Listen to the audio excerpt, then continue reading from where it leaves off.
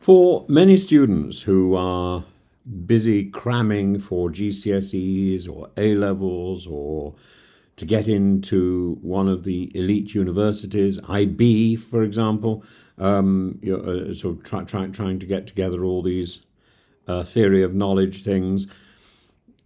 The the old method was to collect information, to collect facts, and I think increasingly that is not working. And there is, particularly in the age of AI and Chat GPT, I can't remember how Boris Johnson says it, but it's so much more entertaining than the way I say it. There's this quite revolution taking place in education. It's not about subjects, it's not about grades, it's about something far more fundamental. It's about how we think and how we express that thinking. And the moment you get it, then you've got it, and it informs every form of presentation. For years, students were trained to produce answers, polished essays, memorized arguments, perfect conclusions. But that model is now breaking down because, frankly, you can put the information into Chat GPT, or I think there are other. Is Claude another one?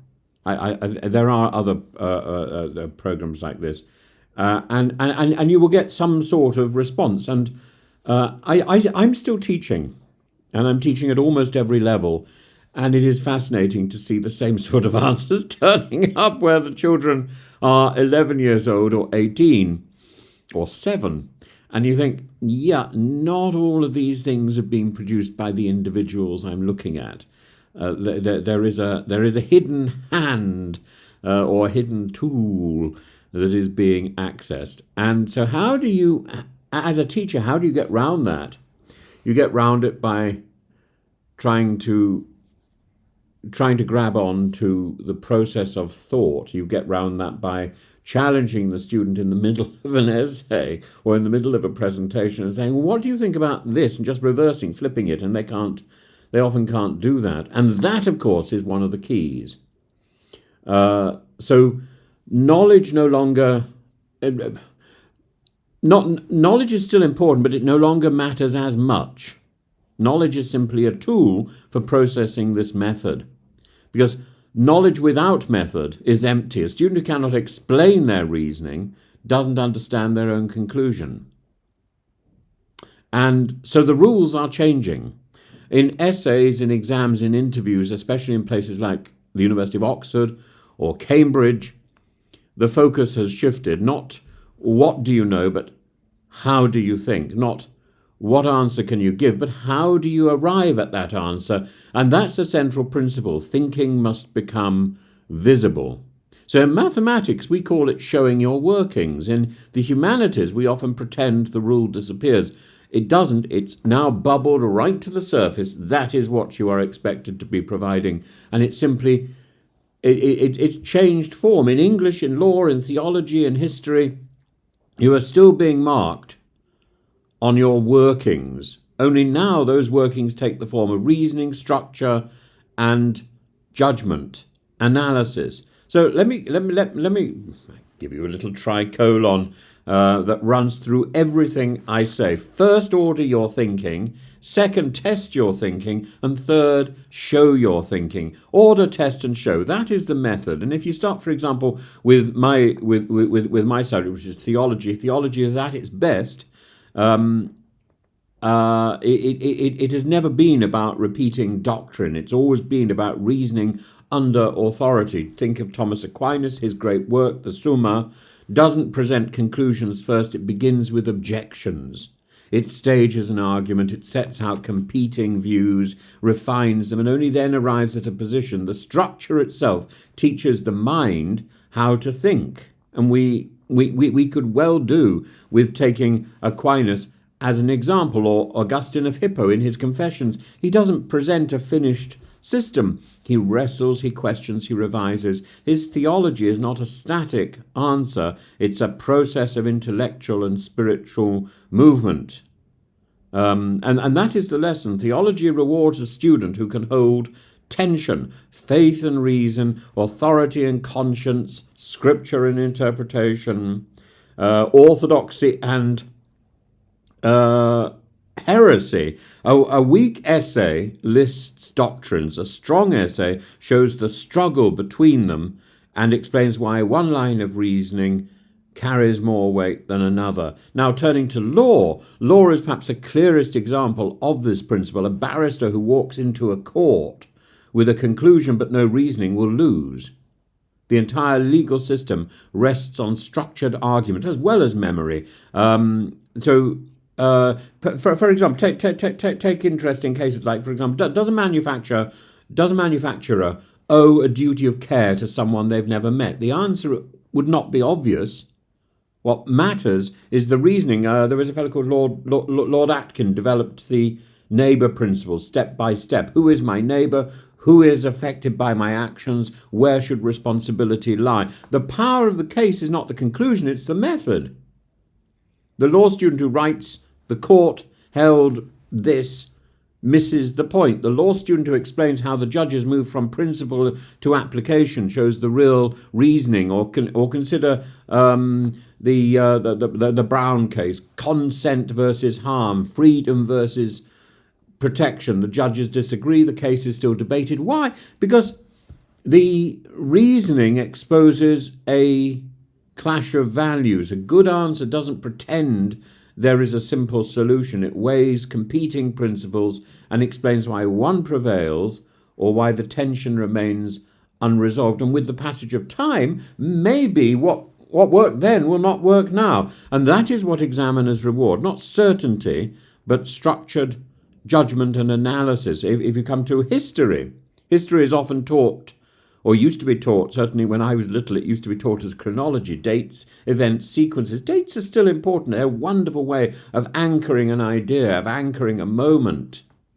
But no serious historian is interested in a timeline alone. They're interested in the interpretation of events and what motivates people. Take the English Civil War. A weak essay tells the story: Charles I, Parliament, war, execution. A stronger essay asks the harder question: was the conflict driven by religion, by finance, by political theory? Now the student must think.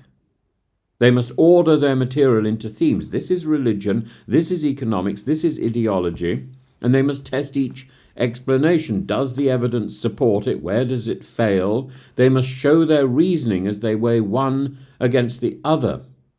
And chronology is less important than the themes and the analysis. Or take the Glorious Revolution. Was it a revolution or a conservative settlement? Again, the mark doesn't come from the label, it comes from the argument. The student who evaluates competing interpretations rather than reciting events demonstrates control.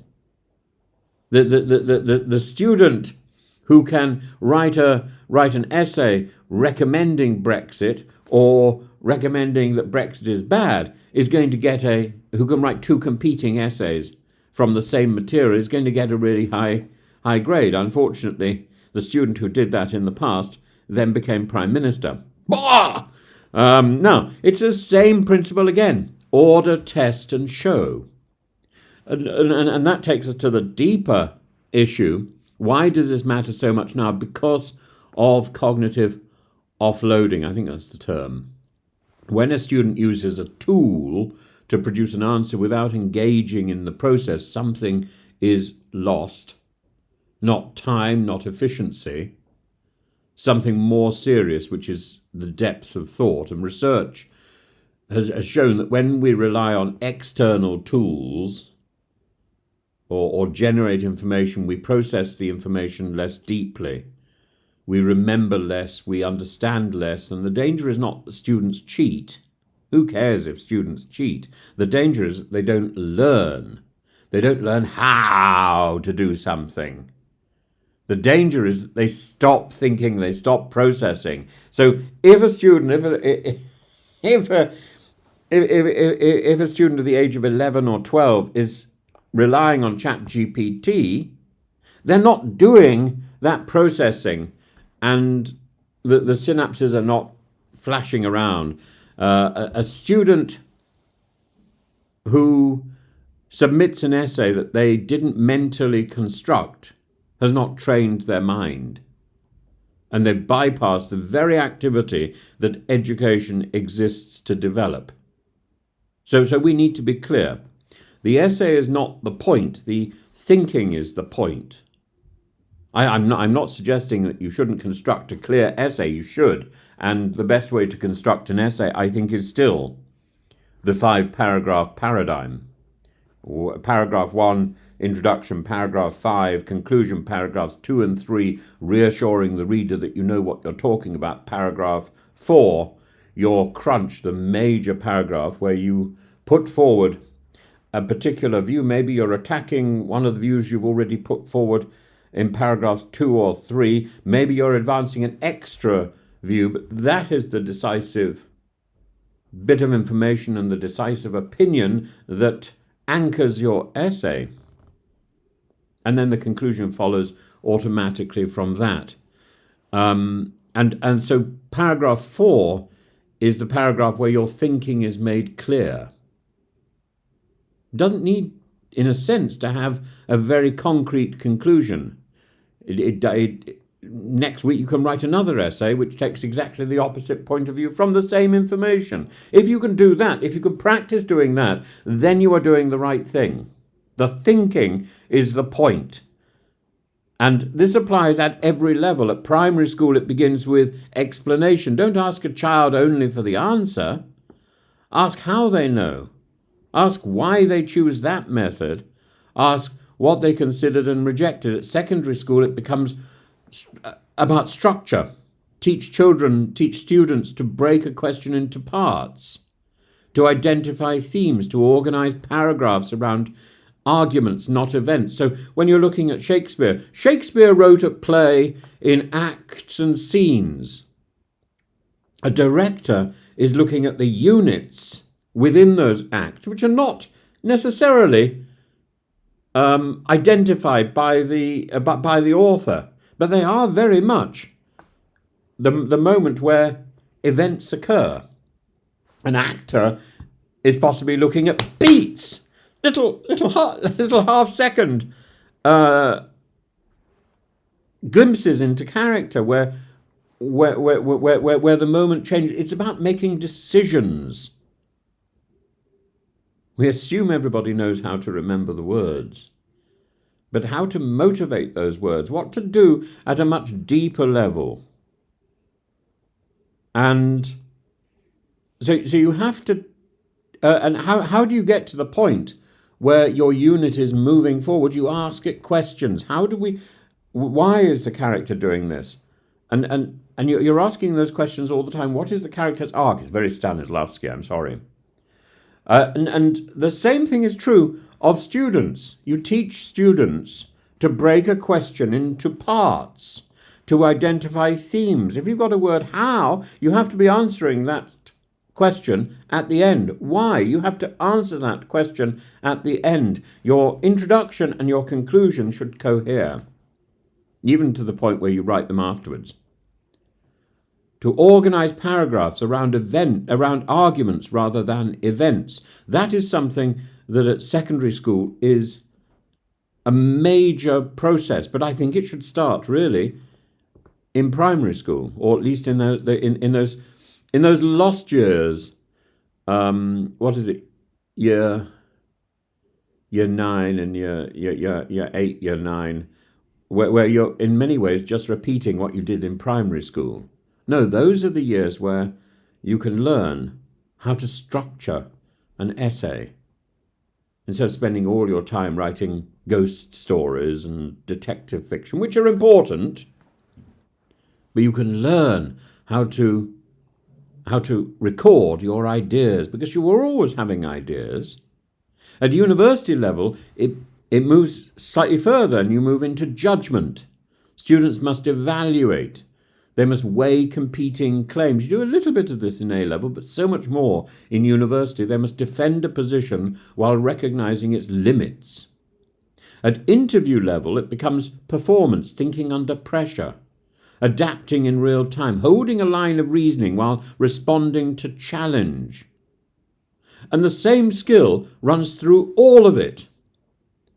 Actually, that thing about holding a line of reasoning is exactly what should be happening in the in Prime Minister's questions. It's one reason why I focus on Prime Minister questions every Wednesday if I possibly can, and why I'm so disappointed in Kemi Badenoch, because she doesn't adapt. And the same skill set runs through all of this. And recognizing that this is what is being examined, this is what is being tested. This is why, for example, the Oxford and Cambridge interview process has now gone into a sort of oral interview, because nobody can trust whether these essays were written by you. And nobody can trust that your mind is really processing, or have you just been very well trained to remember what ChatGPT wrote for you?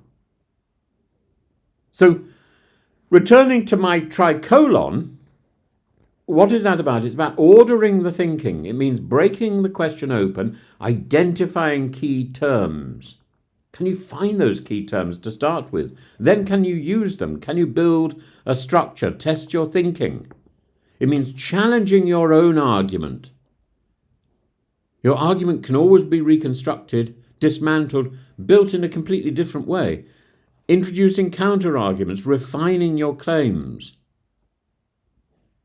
Show your thinking.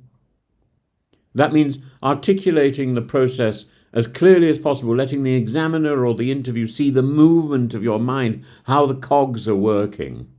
And if a student can do those things, they will succeed, not only in exams, but in interviews and beyond. Because what universities are selecting for is not knowledge alone. They can teach you the knowledge.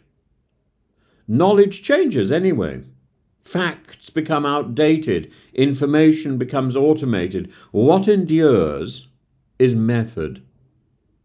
And the ability to take a problem, impose order, test assumptions, and reach a reasoned judgment. And it is method which underpins the training for the future. Because in the past, we might have trained for one particular skill. This is the job I'm going to do for the rest of my life. Today, we have to show adaptability, an ability to adapt to changing demands.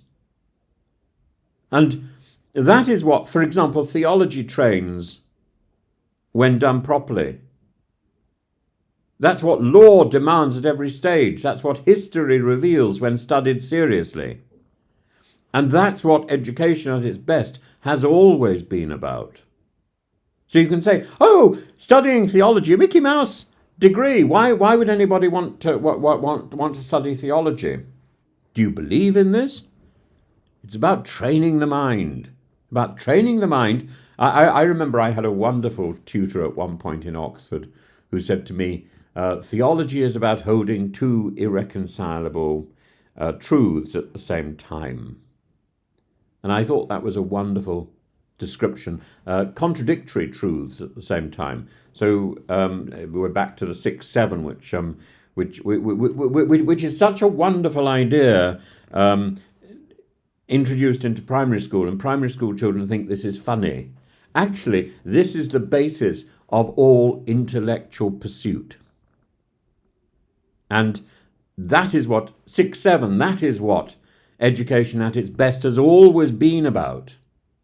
So the next time a student sits down to write an essay or walks into an interview, they shouldn't ask, what is the right answer? They should ask something far more powerful. They should ask, how do I know, or how do I show them what I am thinking, or how I am thinking? Because in the end, that ability to show the process of thought is what will earn the mark. That is what will win the place. That is what will build the mind worth having. That is what will set the reputation. That is what will get the applause. That is what will make one look like a serious contender in the House of Parliament. And the absence of that will simply make you look like a twit. And the training now, in the past we would have said the training started in university. The training now starts now in primary school. The training is expected now And we need to change the way we do education. We need to, we need to, we've been doing this with mathematics for a very long time. We now need to be doing it with English and with history and with geography and and religious studies, or PHSE, or whatever acronym it's got at the moment.